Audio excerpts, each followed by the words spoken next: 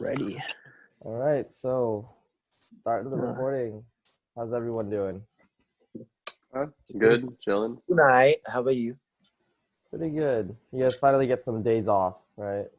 Yep. Wow. All right. So yes, welcome everyone back to the third episode of the MSNS Yeah. podcast? Third one.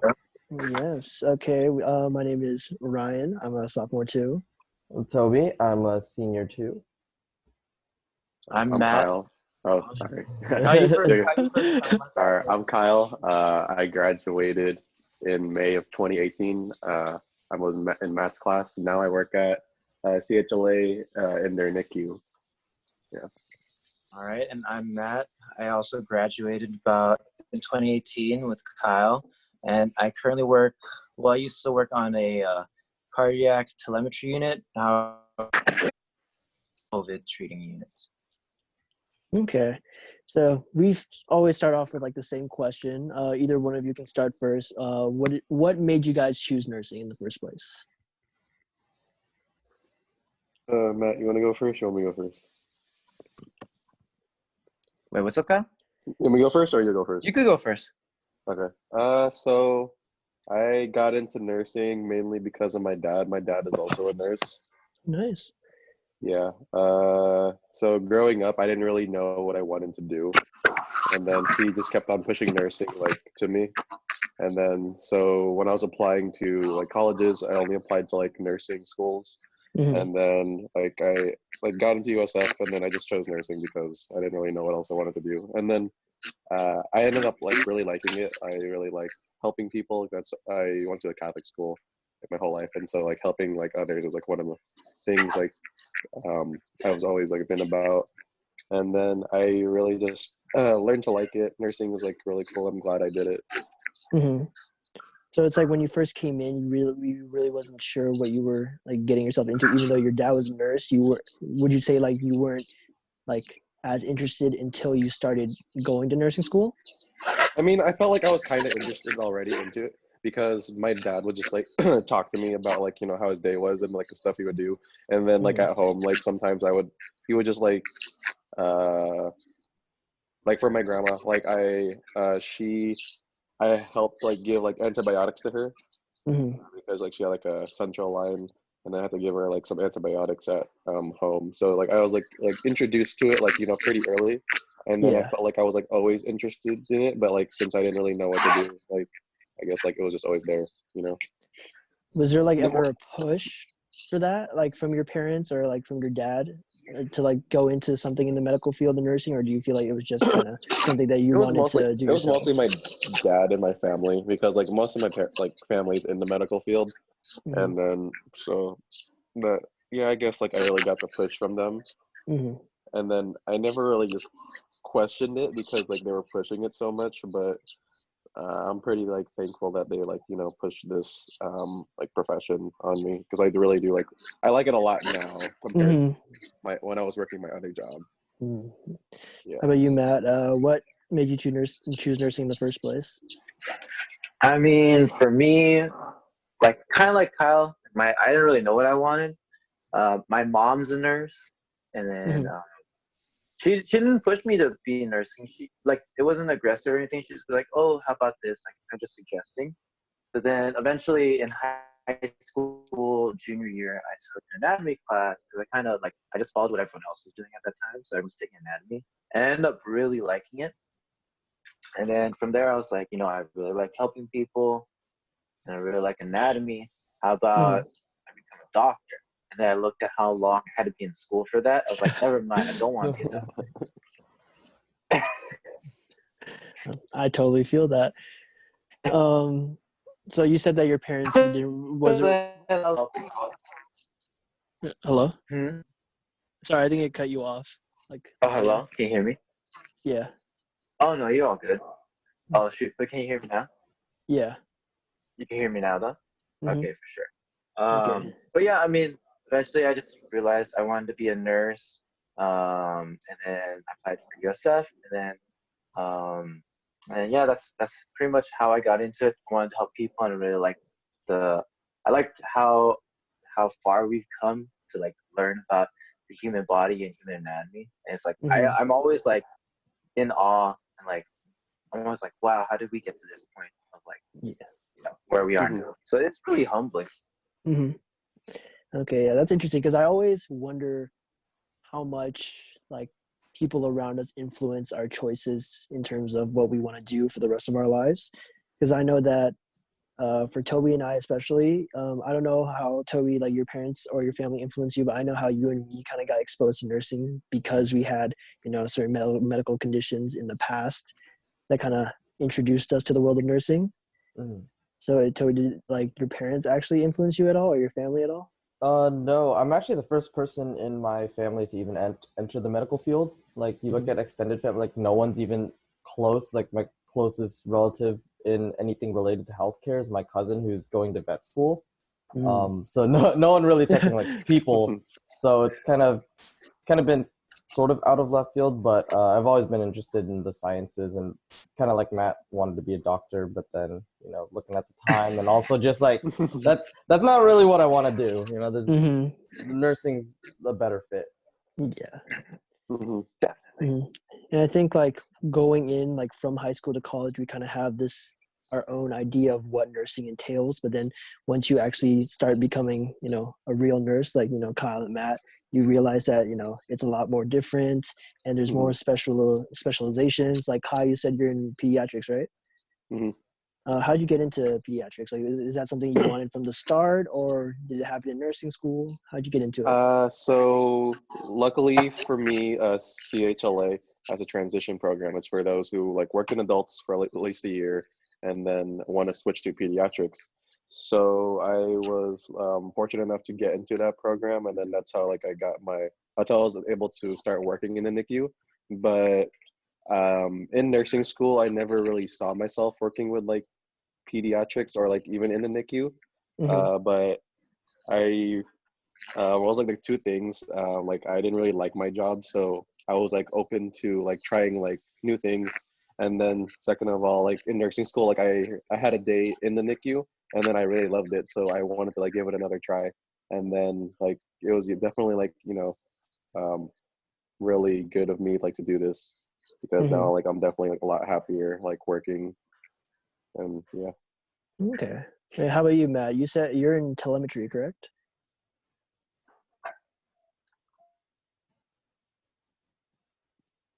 Hello?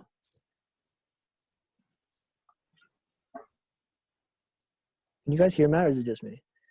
I think Matt's frozen. Hold up.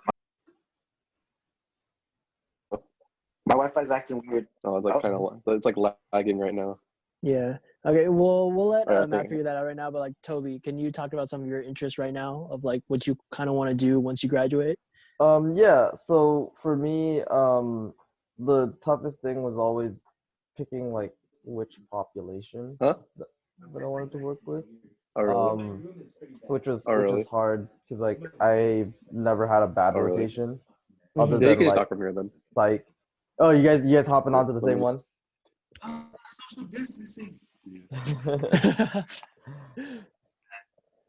All right, there you go. Now we got Matt on here, but yeah, just like geriatrics is always a population that I liked working with. Older adults, I Uh-huh. feel like you learn a lot from all of your patient interactions.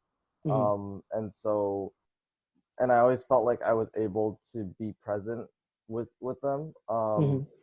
But then at the same time, like peds always called to me, and I think what really did it for me was when I got to my peds rotation, and my instructor worked really hard to get me into the oncology unit because I told her that that was something I was interested in. Hmm. And like when I got there, I was like, okay, yeah, no, this is definitely where I want to be with this particular population, just because of how I was influenced at that time Hmm. by the nurse who took care of me. And it's just there's so much that you get to do with kids because they have so much potential, and to be able to impact them the same way they impact you, I think Hmm. is really important. So that's definitely where I'm heading. Even though I'm finishing up a minor in gerontology, it's not to say I don't want to work in that. Like if Hmm. the opportunity comes up, sure. But then I think my true like passion definitely lies in pediatrics, especially with Iuncta. That's awesome. And Matt, you said you're in telemetry, correct? Yes, sir. How did you get into that? Like, did it start in nursing school, or you kind of just transitioned into it? I mean, for me, like, clear the air. After you graduate, applying for jobs is one of the craziest, like, spiral cycles you'll ever have in your life. I have never hit such a low in my life. And then, I mean, I was just like sending out applications like 10, 15, like at least every day or something. And eventually there's like a walk-in interview down here in LA. And so then I found out from our third roommate, Sam. He got night shift, so he's asleep right now. But anyways, I went in for that, and then I got the job there, and then that's how I ended up on the telemetry floor. Like for me in nursing school, I never really saw myself in any. I just saw myself being in nursing, but I didn't know which department or which population I'd want to be in. All I knew is like I just wanted to help out, you know. And so then eventually, like while working on the telemetry floor, I was just learning so much. And now that I've been there for about a year and a half, I like really love it. It's like so interesting. And it's like, I think it's very transferable too, because, you know, you always hear about people, like I'm sure many of us have heard like, or have had a family member have like a heart condition or pre-existing heart condition, or maybe even had someone who's had like, you know, like open heart, or any cardiac issue in general. And I feel like it's just a really nice environment to learn so much from. And what do you guys exactly do there, like in the telemetry floor? So in the telemetry floor, each patient is like hooked up to a heart monitor. I'm sure you guys have seen it. And they're constantly monitored 24/7 just to see if there's any abnormalities. And if they have any abnormalities, we keep note of that and whatnot. And so then while on there, we're mainly treating just acute stuff. So if they have like chest pain, they're there until the chest pain's resolved. If they have short of breath, they're only there until the short of breath is resolved, you know, et cetera, et cetera. So mainly my floor, before I got converted to the COVID unit, it mainly dealt with patients who had heart attacks. So we're more of a specialized heart attack unit where it would be someone comes in with chest pain, or like epigastric pain, any of like the, you know, telltale symptoms of a heart attack, and they have their troponins drawn.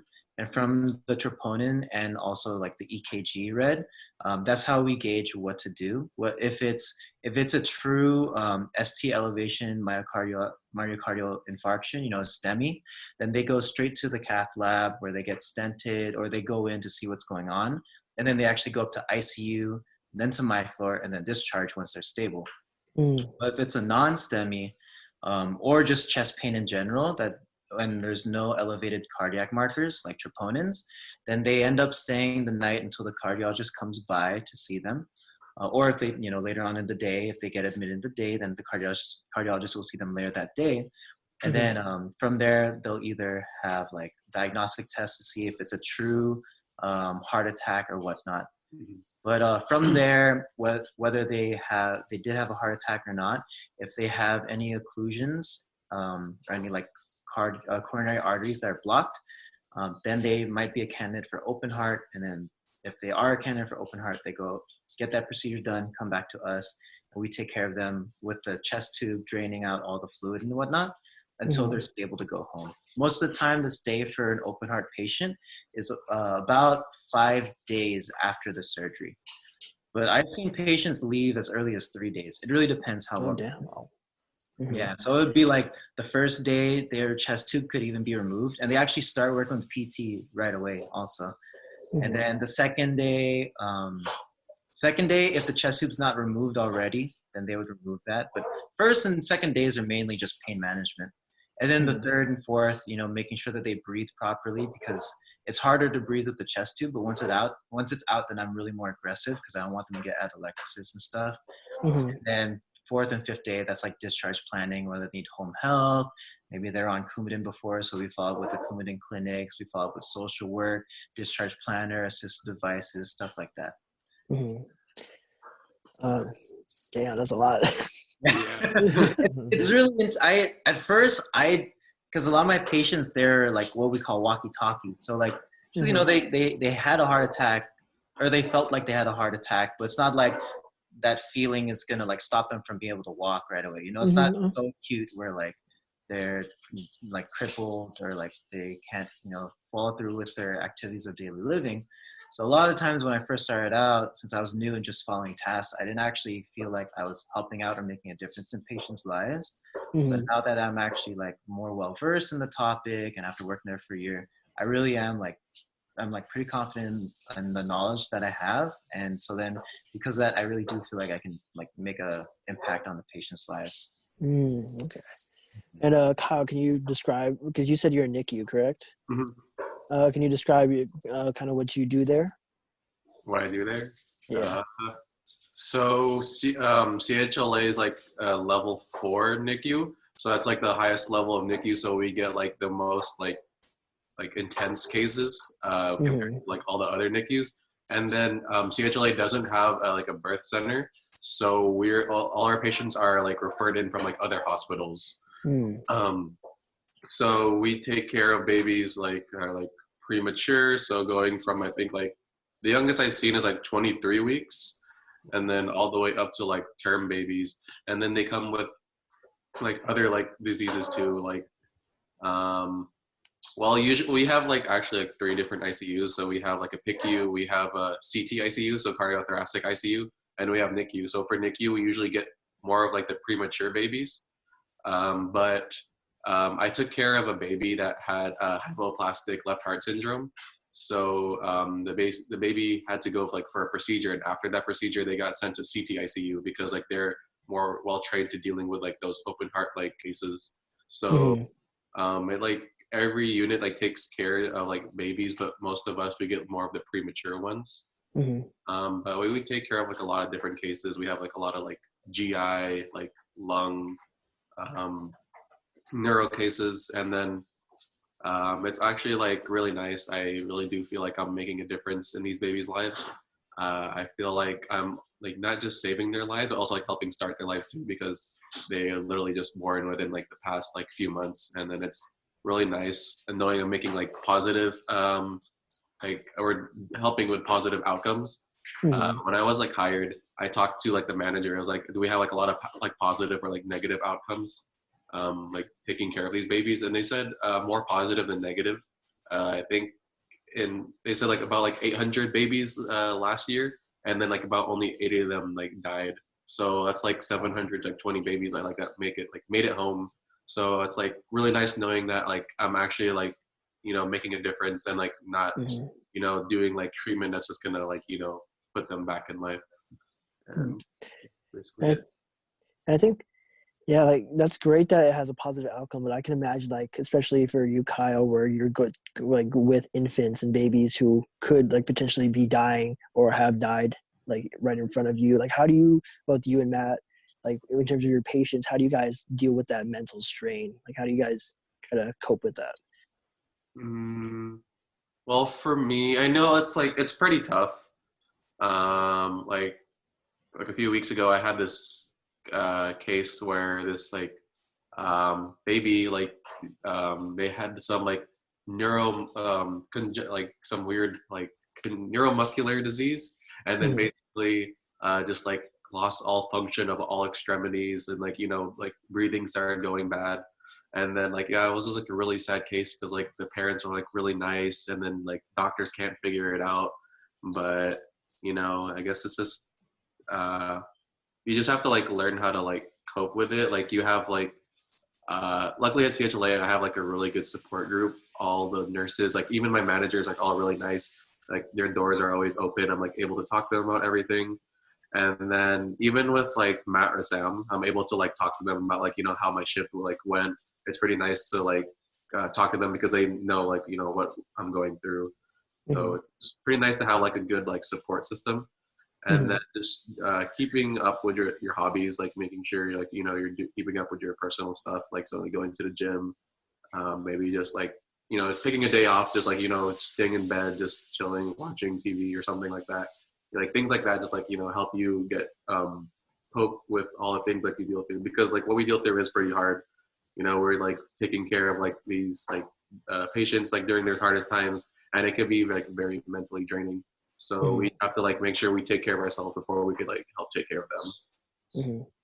Yeah, like backpacking off of Kyle, I think like he said it best. Like just as long as you have a strong support system, and you're able to share it, because like sometimes you can share with people and they like you could tell that they don't understand the like severity of how hard the shift was and whatnot, and that's okay too. If it depends on your mood, you need to know the difference between like when you just want to word vomit and get it off your chest, and you don't care if you get a reply or not, versus like you want to kind of feel that. Like you want to share it with people who have been there too, and like they'll be like, I know it's rough, but you'll get better every shift. You're a stronger nurse than the last shift, and you just have to trust that each and every shift you're learning something. And my philosophy ever since I started out as a new grad, because the toughest was when I was starting out as a new grad too, and then I always told myself, as long as I learned something, it's always a good day. Like whether it's where I found, like whether I find something faster in the supply closet or where I know the location stuff, or like the extension to call for someone for when I need help or something like that, or like anything, as long as you learn something, it's always a good day. You have to trust that you're always getting better. It's always a learning process. You have nurses who are like 10 years experience learning stuff every day, because medicine's always expanding. And nursing in general too is you're always learning new skills and whatnot. So trust in that and have a good support system, and you'll be fine. I think one thing that a lot of people are worried about, whether it's nursing school or just being in like a real world nurse, is burnout. And I think one thing associated with burnout is maybe that what is it called? It's like desensitization to maybe your patients. And I was curious, like, do you guys ever worry about that you're going to become desensitized to the emotional aspects or the mental aspects of your patients or nursing? You want to go first, or? Yeah, I'll go first since you've been going first a lot, man. Okay, sure. I actually do get worried a lot sometimes, but that I'll be like, that whether I'll be burned out like at work to either the patients. And the thing is, I feel like it's a juggling act, because sometimes I'll pour a lot of my, I feel like like a video game, you have like a meter, like, you got your mana. So I feel like I have like an empathy and like empathy and emotional meter. And if I use it up a lot at work, I'm not like the kindest or like most emotional person when it comes to like outside of work. So like, with like my family and like my friends, I feel like I'll think back, I'm like, wow, I can't believe like I said that, or like wow, I can't believe I'm like, what was I thinking at that time when I did something like that? So like I think it's just being able to juggle that. And although I do get worried at work that I'll be like emotionally drained or whatnot, so far I've been okay. Just finding the ways to cope with it, it really helps kind of replenish that meter, in my opinion. But I think it depends on the workload too, because if you're in ICU, that's one of the most intensive ones to burn out with. Me and floor nursing, or like telemetry floor nursing, I don't think my load is as intense as like Kyle and Sam's. They're like really thinking about, I mean, they're managing drips a lot and whatnot.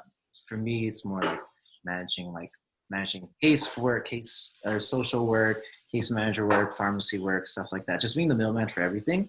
So each area has its own thing that can cause burnout more.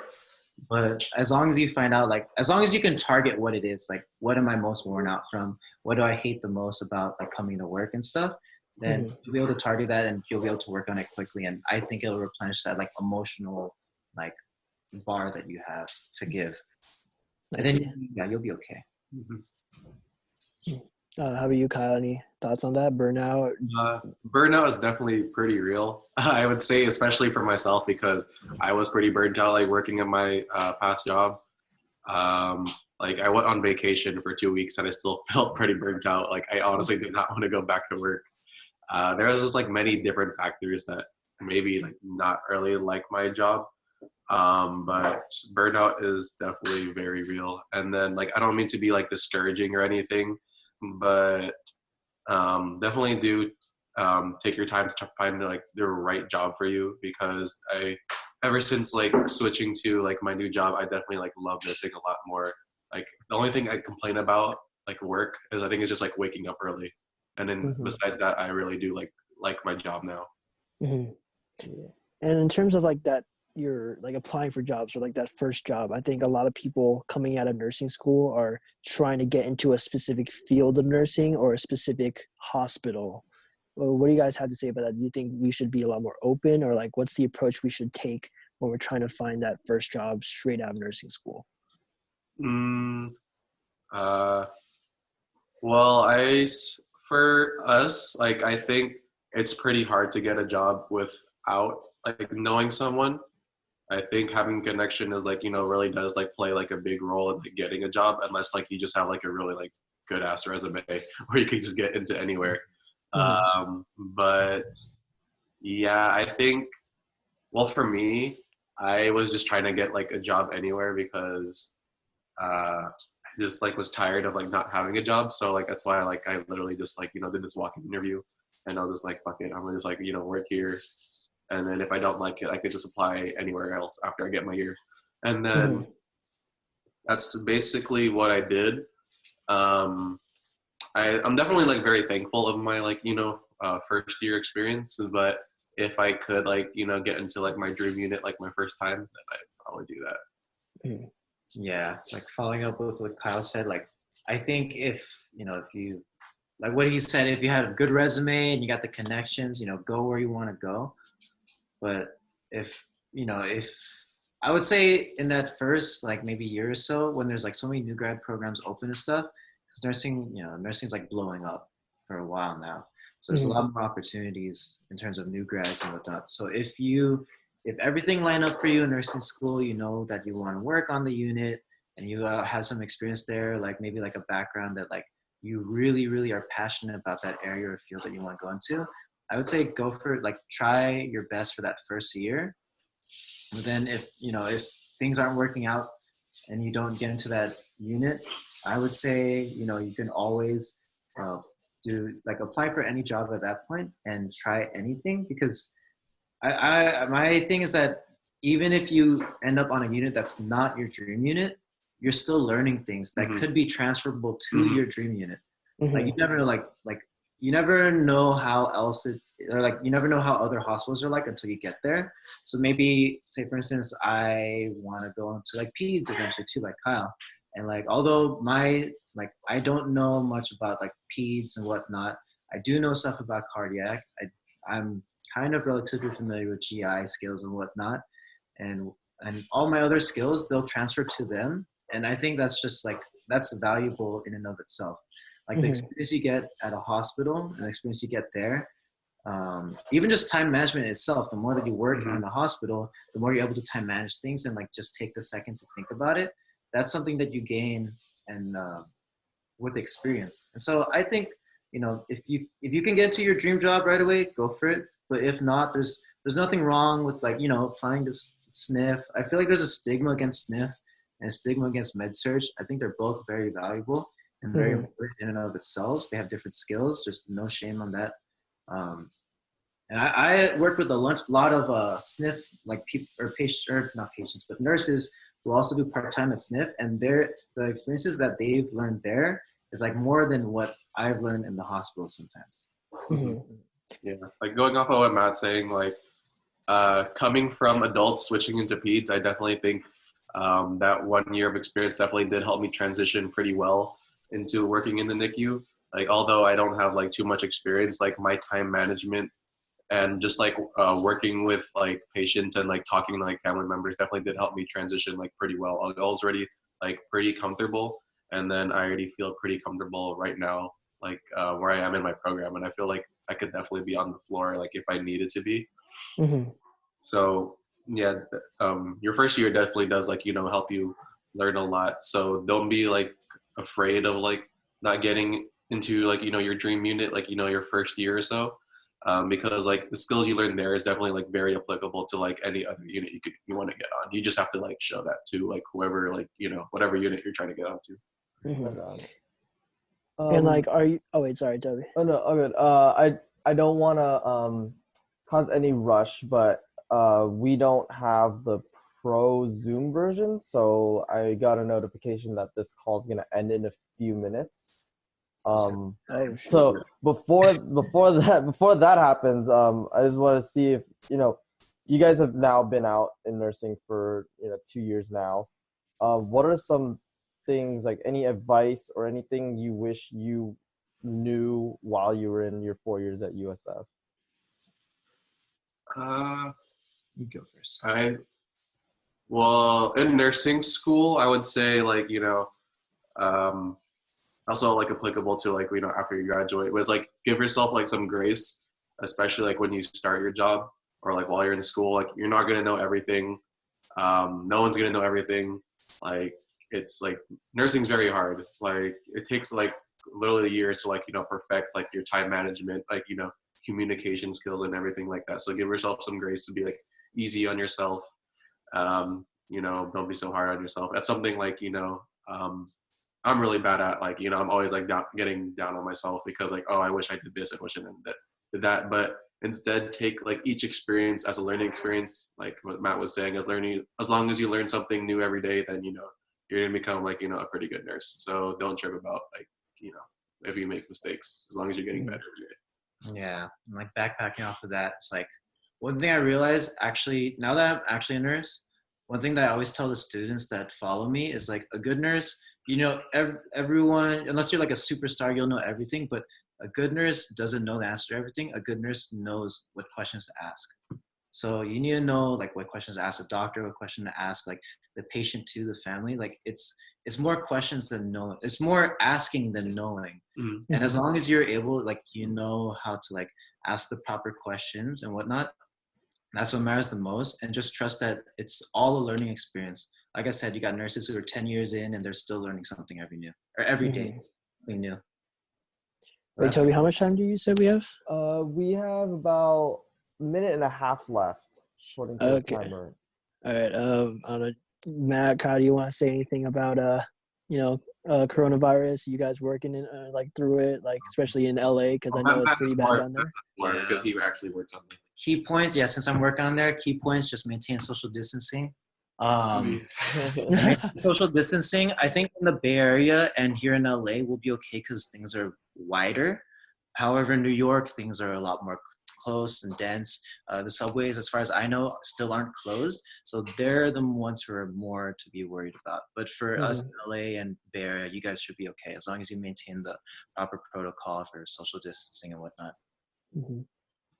Yeah, just be positive. We'll get through this. Yep. Shit sucks. Easy. But, you all got one another. This is part of history. Yeah, just help each other That's out. true. So we got this.